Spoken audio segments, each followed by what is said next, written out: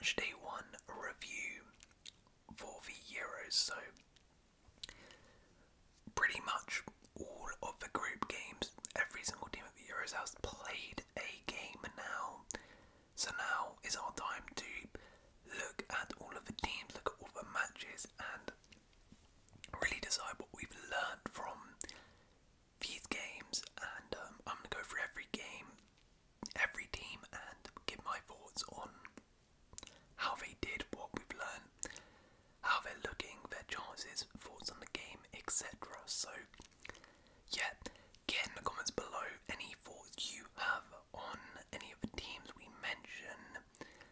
I should also stress that I'm filming this before the Group F fixtures are played. That's just because, one, the way the fixtures are done, like, it's quite hard for me to release videos up to date with everything, because if I release this after these games are done, then round 2 starts, so I want to get it done. I'm also going to be going on a holiday tomorrow, so I was like, I need to get a video out talking about the Euros before I leave. So yeah, apologies that we're not talking about Group F yet, but I'll probably just put it in my community post or maybe in the comments below my thoughts on those games once they do happen. But anyway, let's begin. Now we're going to go in chronological order. So we begin in Group A, and the opening game, which was Germany versus Scotland. Germany versus Scotland, which ended 5-1 to Germany. An absolute battering put on by Germany. And I mean, what a way to start the tournament off, with an absolute bang. Absolute bang, I should say as well, in general. I mean, this set the tone, but in general so far, really pleased.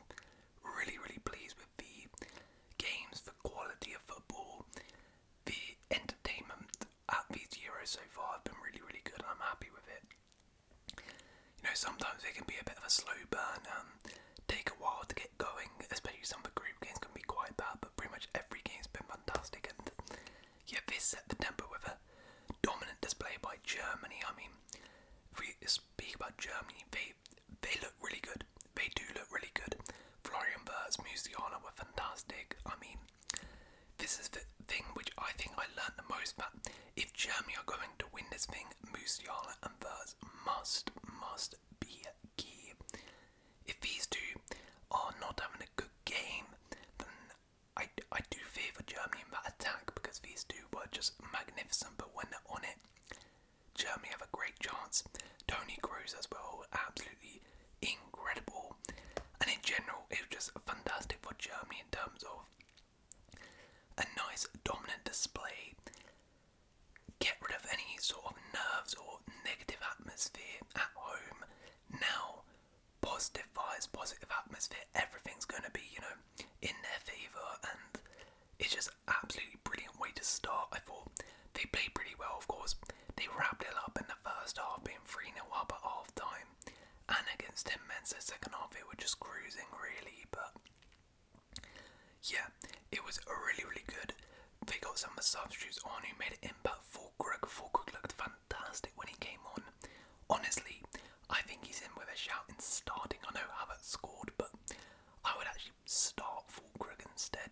But maybe that's just me. But look, I don't want to read too much into the Germany win here and go over the top and say, you know, oh, they're back, they're winning the Euros, because they really weren't tested much. Like, Scotland didn't even have a shot on target because their goal was an own goal. They had one shot all game. Germany were good, but I'm not sure how much of it was Germany were great and Scotland were really bad. I think it was a bit of both, to be honest. So let's see how Germany do in the other games, but you really can't ask for a better way to start a tournament. As for Scotland, I mean, you really can't ask for a worse way to start a tournament. One shot the entire game, just absolutely dominated. As I said, for the game to be done at half time, that is really embarrassing for Scotland. Look, it was always going to be tough going home nation, first game of the year, is they're up for it. Obviously they're a better side than you, but I thought, you know, Scotland,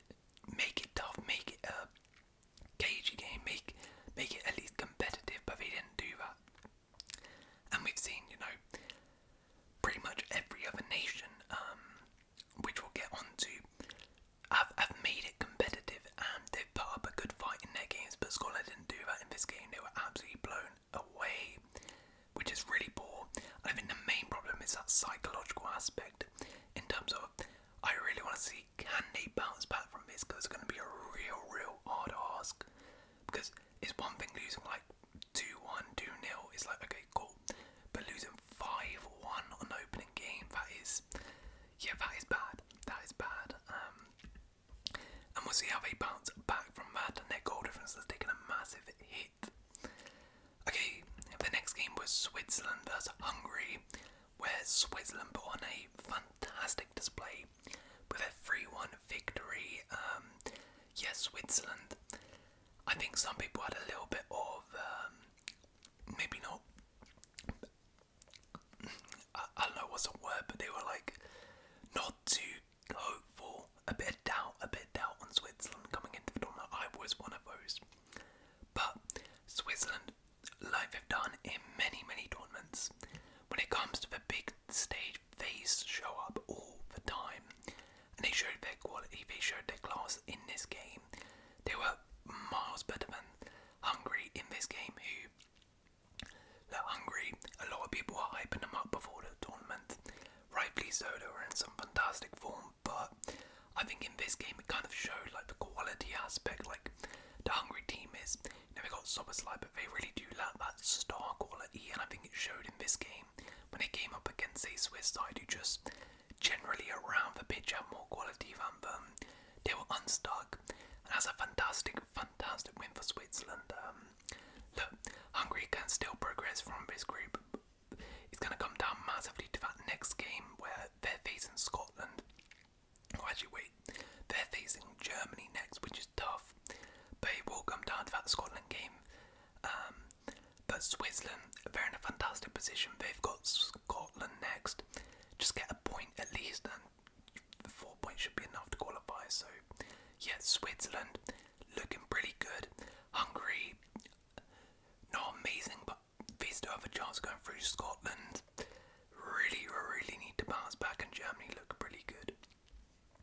But on to Group B, where we had, I mean, probably what was meant to be the game of the first round, Spain, Croatia, two big nations, and they came up against each other, and it was 3-0 to Spain. An absolute statement put on by Spain. 3-0 in the first half as well. Just an absolute blitz in 2 goals in about 4 minutes there from Spain, who looked really good. Spain looked really good.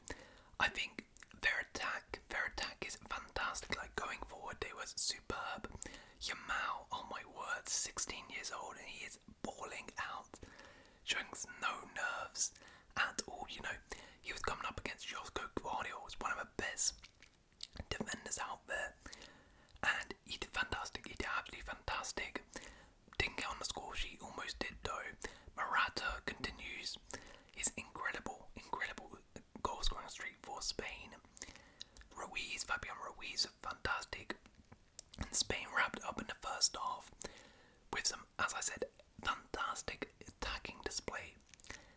Now I will say defensively they did look a bit poor. Like Croatia definitely had a lot of chances and probably should have scored at least one. In fact, they definitely should. Like Petkovic was awful in front of the goal, absolutely awful. But yeah, this defence does worry me a bit. Like it does worry me slightly. However, I think it might be a case of with Spain this tournament they're just going to score more than you, if you like. Because it was also funny because Croatia had the ball. You see here, 54% possession to Croatia, which is very rare. I feel like Spain, this Spain side is much more direct, much more vertical with the ball. They don't just pass the ball around from side to side just because, you know, it's the Spain way. When they get the ball, they hit it forward and they go. And that's what I really like. I think Spain, this is a big win, obviously in a tough group. Going to set them up really nicely. I think they've laid down a massive marker for the rest of the teams at these Euros to say, look, we're not here to mess around. We are here to win this thing. Now as for Croatia, I mean the scoreline, it's a bit harsh. 3-0.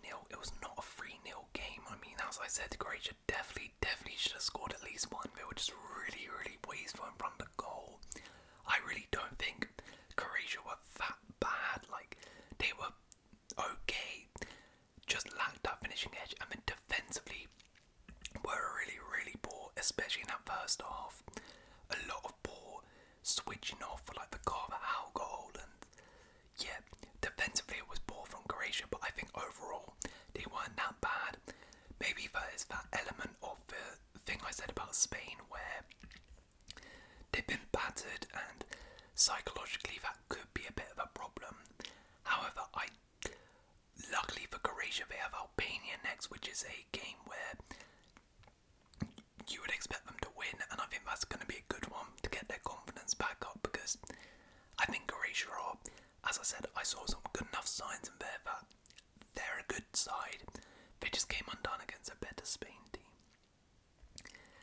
The next game in this group was Italy-Albania, which ended 2-1 to Italy, and I mean this actually included the fastest ever goal in Euros history, with Petrami scoring after like 23 seconds I believe, which is pretty nuts. And I mean, for about 10 minutes everyone thought Albania were winning the whole Euros, like it was hilarious, but in the end Italy's class shined through. They did turn it around, and I mean the win never really looked too much in doubt.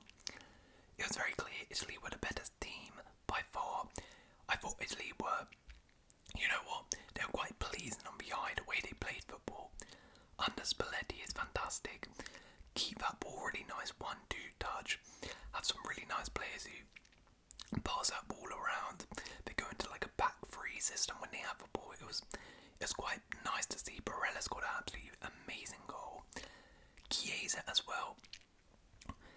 When he plays for Italy, honestly, it's like he's had such a bad time at Juve, but as soon as he puts on that Italy shirt, he's back into prime Chiesa, because he was straight at it in this game, and he looks like he's back to his best, which is fantastic news for Italy.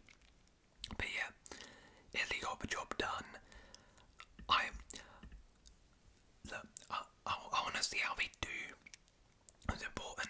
They got this victory. I want to see how they do against Spain and Croatia.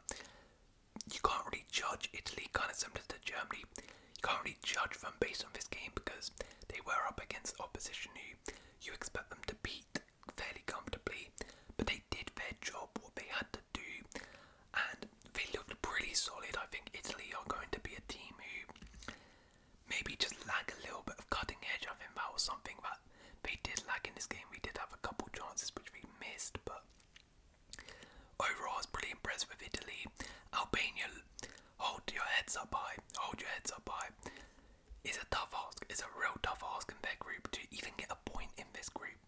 But what they can do is give every game a real good go, and that's exactly what they did. They were winning this game.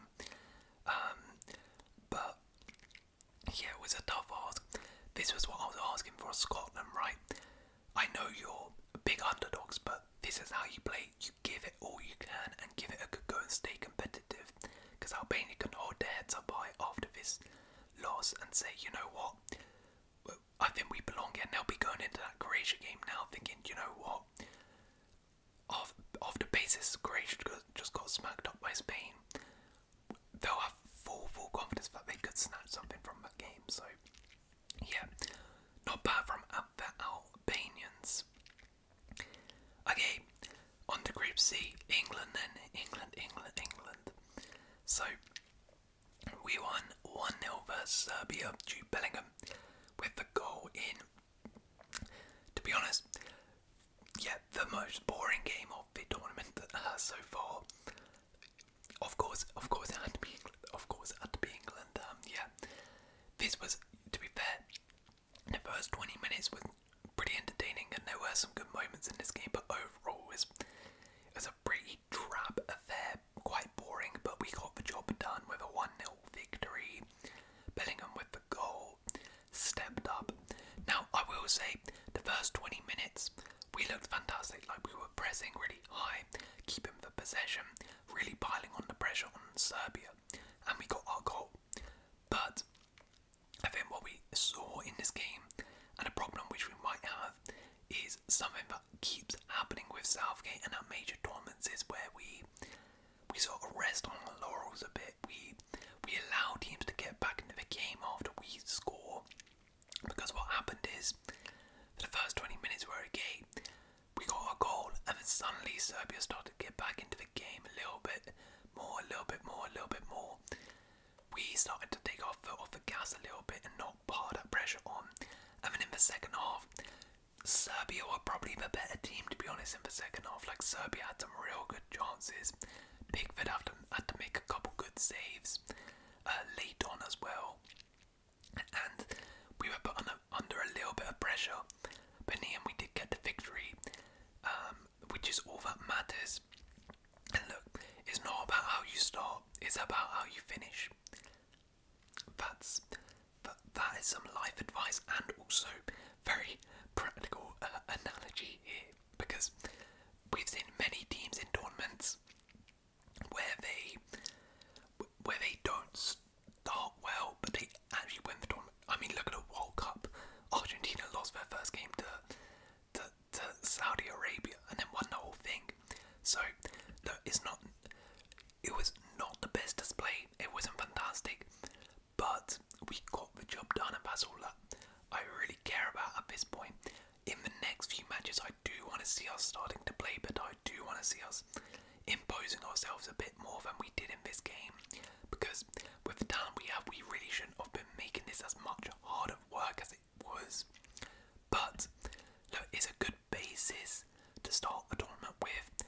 Now let's go into the next game and try and kick on from there. Foden didn't have his best game. A lot of the attackers didn't have their best game besides Saka, and Bellingham were really good. Kane not the best. Trent in midfield, don't know about that. He was okay, but yeah, maybe some changes might be made for the next game. But look, not the best performance, but we got the result which we needed. As for Serbia, look, Serbia had some good moments in there. They can be pretty happy with their performance, and a little bit unfortunately didn't grab something from this game. And I think we're going to go into the next game thinking, okay, that was the toughest game for group out the way. We did pretty well. Now let's go into the next games here and try and get something I think they're really good, because they looked pretty good in moments. Okay, next up we have Denmark-Slovenia. Denmark-Slovenia, which was a 1-1.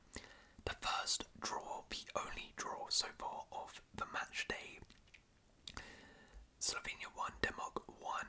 A brilliant moment for Christian Eriksen scoring on his return to the Euros, of course, after what happened when he collapsed at the last Euros. But this was a really, really good game, actually. It was a entertaining one, and it was really a tale of two halves. Denmark in the first half were absolutely fantastic. Hard on the pressure, looked really, really comfortable, looked really, really good. But full credit to Slovenia, because they dug in there. It was only 1-0 at half time, and they came out in the second half, and suddenly they flipped it, and Slovenia were much, much better in that second half and grabbed the goal, which they definitely deserved. And I really do think a draw was a fair result in this game. And I think we saw that both teams are. This is kind of what I expected both teams to be. I thought Slovenia going into this tournament were going to do really well, and I think we've seen that they are definitely capable of doing something at this tournament. And I thought Denmark, solid side, but have some flaws, and I think we saw that in this game as well. So, to be honest, what I've learned from this game is both teams are exactly where I thought they were going to be heading into this tournament. Two solid teams who, going into their next game, are going to be like, okay, decent result in our first game, but let's try and build on that, and let's try and get a win. One win for each of them, and 4 points. That should be enough for both of them to qualify. Alright, and then we move on to Group D. Group D's results. So we had Netherlands versus Poland. Ended Poland 1, Netherlands 2. And this was kind of similar. I really think that the Netherlands were very similar, and they remind me extremely of Italy. In terms of Italy and the Netherlands in their games, both quite pleasing on the eye. At times when it was good, it was really good.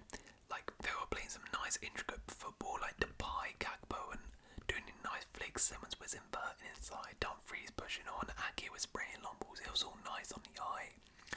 But they really lacked that going edge. In the final third, things were really poor for the Netherlands. Like, Depay missed some good chances.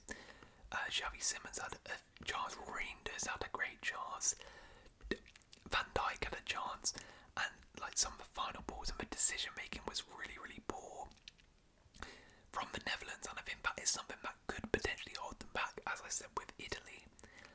But there were also some really good displays in there with the Netherlands, and some really good performances. Like, for example, Ake was fantastic, and for Gakpo is a completely different guy from the Netherlands compared to Liverpool.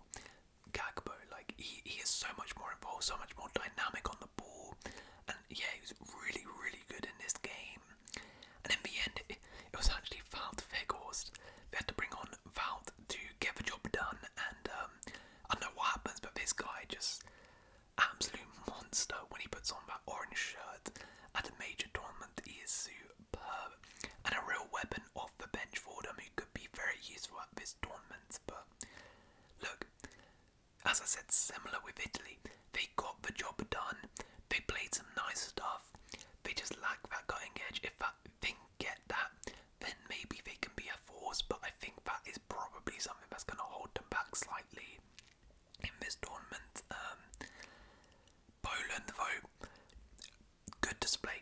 They can hold their heads up high as well, similar to Albania, where look, it was a game where they were close to nicking it. They didn't get something, but they did pretty well.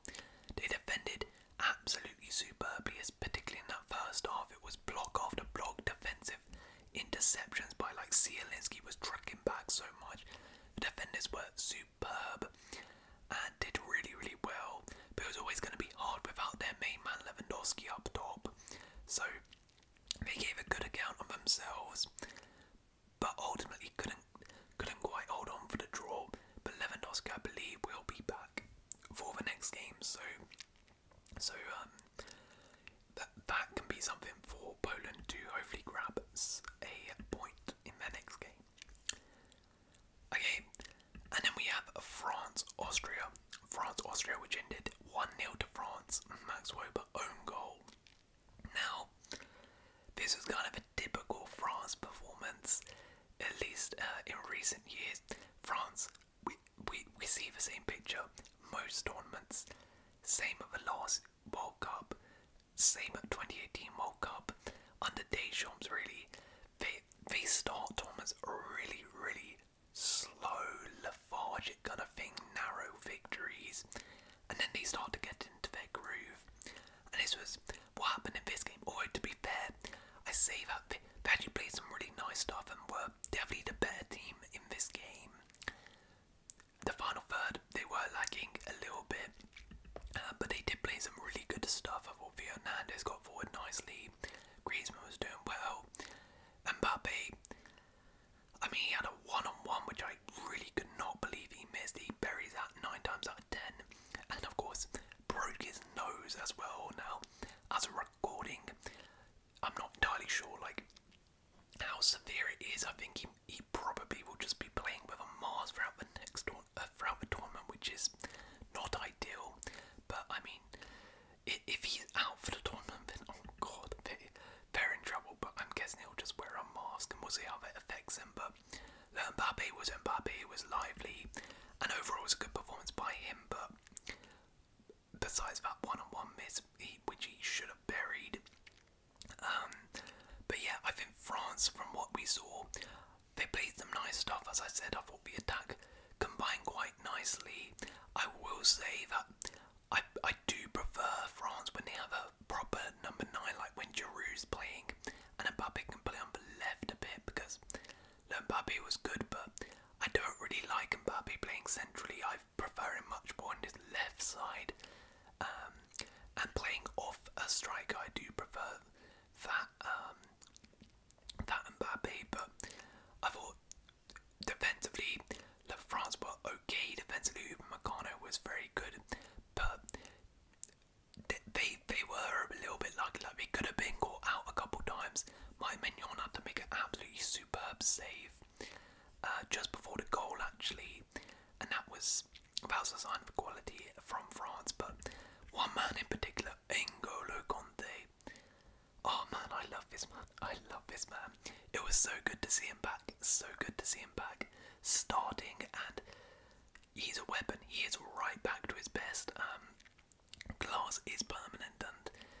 obviously as a Chelsea fan, I absolutely love Kante, and I'm so glad that he's back here and he's going to play a massive, massive role for France at this tournament. And yeah, it looks like they've got a real weapon in the midfield for them, but it's a good basis for France to work on in this game. Quite a few good things, a couple hairy moments, but in the end, they got the job done against a tough Austria side who, though Austria is always tough going up against France in your first game, but they did okay. They did create some decent chances. Could have snapped something, but in the end, France's quality shined through. But Austria overall were not too bad under Rangnick. It's a good basis. It's a solid performance. Unfortunate not to get anything from the game, but they're going to have easier games now. They've got their hardest game out of the way, and I think they can go into their next game with a little bit of belief that they can get something from it. Okay, and the final group, we're going to look at our Group E. We had Romania 3, Ukraine 0. Now this group and this game was one of the first shocks of the tournament, because we never, like the other games I mentioned, pretty much the favourites won all of those games, but this time most people backed Ukraine, and I mean, if you back Romania, I don't think anyone was expecting a battering like this, a 3-0 thumping by Romania, and it was fully deserved. Romania, defensively, Romania were absolutely incredible. This back four was superb. Dragusin, wow, Radu Dragusin, absolutely magnificent for Romania in this game. Everyone was dragging back. They were not letting Ukraine get any sniff, not a sniff on goal. They were so good. And then going forward, Standrew's got an absolute banger, I mean, Lunin had a disaster in goal for Ukraine, the Real Madrid Champions League hero. He was at fault for the first goal by giving the ball away, and then he was also at fault for the second. Yeah, he was at fault for the second. Kind of went under him, but fantastic from Romania. I know I have a couple Romanian viewers as well, so I know you're buzzing after that. But yeah, it was fully deserved. 3-0 win by Romania, and that is putting them in a fantastic position to qualify from this group.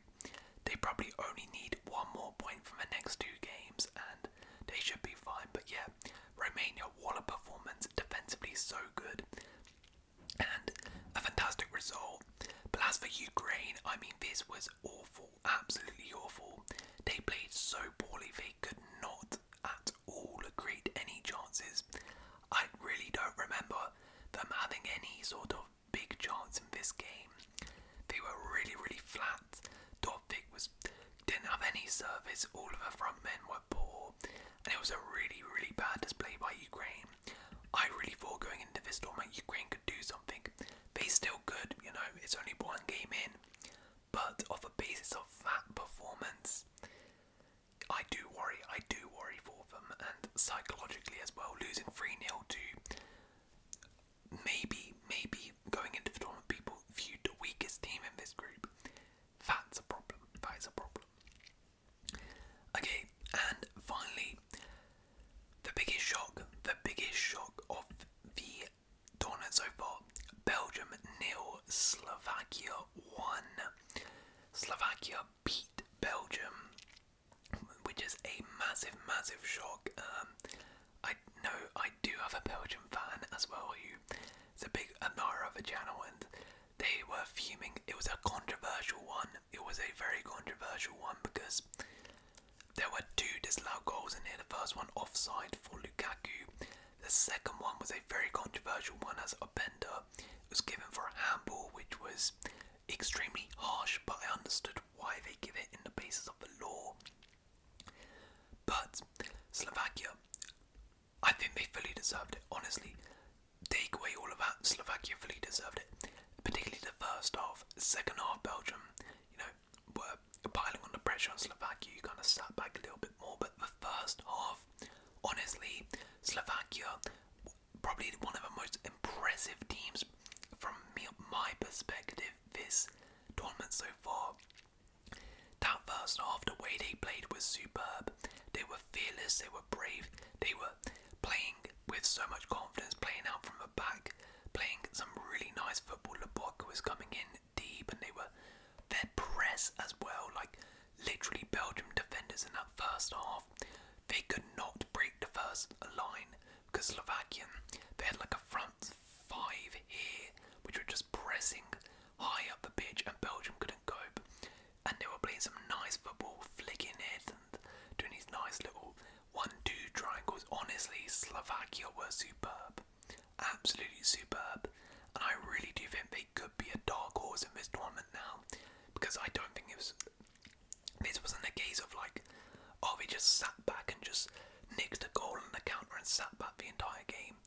Slovakia actually played really, really well and have a lot of quality in this team, and I think are going to do some fantastic things in this. And what a way to start the tournament, beating Belgium, the best team in the group as well, on your opening day, and they're going to have massive confidence that they could even top this group. That's probably what they're thinking of now. So huge shout out to Slovakia.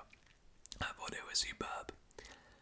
But as for Belgium, I mean, this is not what you need. This is not what you need for Belgium, because of what happened at that last World Cup where they got grouped.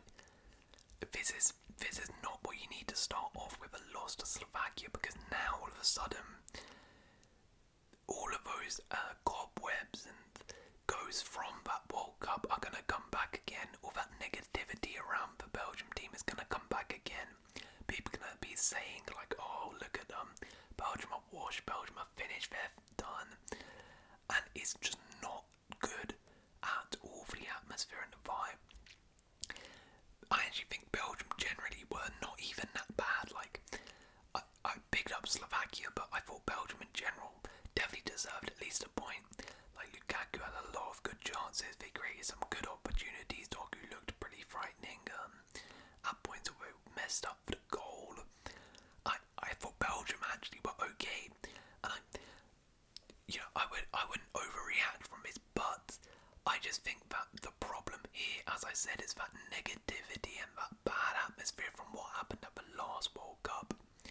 I fear that all of this is now going to swallow up Belgium. This pressure now to not underachieve and not get grouped again, it could eat them up.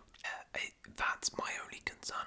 I do think generally Belgium are okay as a side, but yeah, I worry about that atmosphere. I think De Bruyne as well. De Bruyne not good again. This guy really needs to step up for Belgium. Like, he really needs to. Same with Lukaku. Lukaku was la caca in this game. He was really bad. But yeah, this is not good for Belgium at all. At all. I still think they get out of the group, but it's just bad. It's just a bad start. It's a real bad start. So then, to summarise, if I had to pick like a best team of the first round, or I'll say the team that impressed me the most, the team that impressed me the most in the first round, I'm gonna say, I'll give it to Germany. I think Germany's performance was the best. Like, they had the best performance overall. The team that surprised me the most was Slovakia, and also Romania. Both of these two were really good. I did not expect these two to be as good as they were. The team that disappointed me the most. Oh, that's tough. You know what? I'm gonna go Scotland. I thought they were gonna put up a bit more of a fight than they did versus Germany, and not crumble like that. And yeah, I think that's it. I think that's all that needs to be said about match day 1. We'll see what happens in these games. Hopefully they are good. Hopefully the rest of the Euros are good as well. I'll try and do another one of these for match day 2, but as I said, I am going on holiday, and I might not be able to get that one out, so you might not hear from me about the Euros in terms of a video in a little while, so apologies for that, but hopefully you guys have enjoyed